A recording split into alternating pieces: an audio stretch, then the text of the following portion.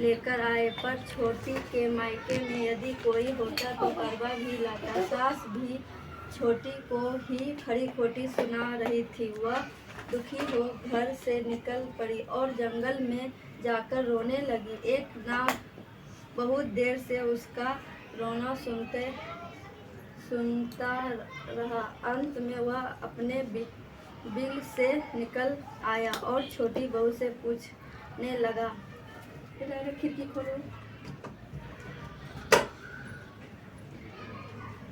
बेटी क्या बात है, तुम रो क्यों रही हो? छोटी बहू बोली, आज करवा चौथ है, मेरे कोई भाई नहीं है। यदि मेरे कोई भाई होता तो आज जरूर करवा लेकर आता। नाग को छोटी बहू पर दया आई। नाग ने कहा, बेटी तुम घर चलो, मैं अभी करवा लेकर आता हूँ। थोड़ी देर बाद नाग ससुराल पहुँचता। ससुराल वाला इतना सम्मान देकर चकित हो गया। सास भी प्रसन्न हो गई। सास ने प्रसन्न पर छोटी बहू को नाग देवता के साथ भेज दिया। नाग देवता ने छोटी बहू को अपना सारा महल दिखाया और कहा, चिंतन दिन चाहे आराम से रहो, मन चाहा खाओ, मन चाहा पहनो, पर एक बात याद रखना, सामने रखी नाद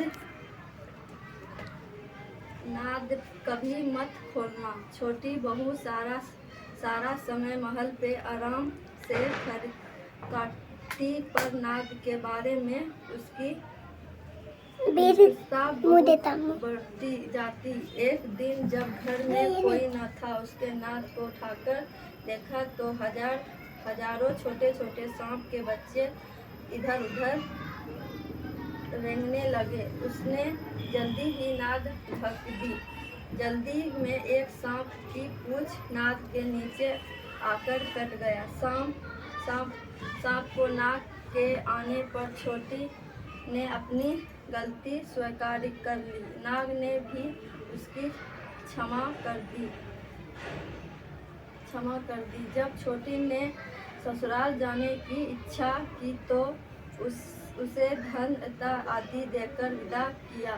छोटी के ससुराल में अब उसकी बड़ी इच्छा होने लगी। जिस सांप की पूंछ कटी थी उससे सभी रंडा होकर तंग करने। एक दिन उसके अपनी माँ से पूछा कि मेरी पूंछ किसने कटी है? मैंने कहा कि छोटी बहू ने नाद उठाकर और जल्दी में रखने में ही उसकी पूरी कटी है।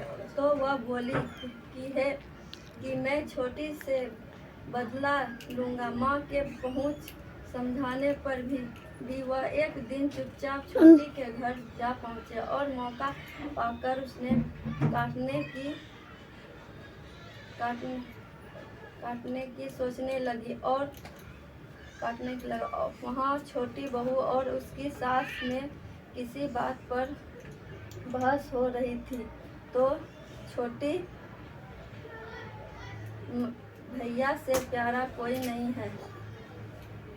छोटी कसम खाकर वह कह रही थी कि मैंने ऐसा नहीं किया। वह कह रही थी कि मुझे भैया से प्यारा कोई नहीं। उन्होंने की कसम खाकर कही हूँ कि मैं ऐसा नहीं किया। वरुण ने जब सुना तो सोचने लगा, जो मुझसे इतना प्यार करते हैं, मैं उसकी ही काटने आया हूँ। वह बंद कर दे।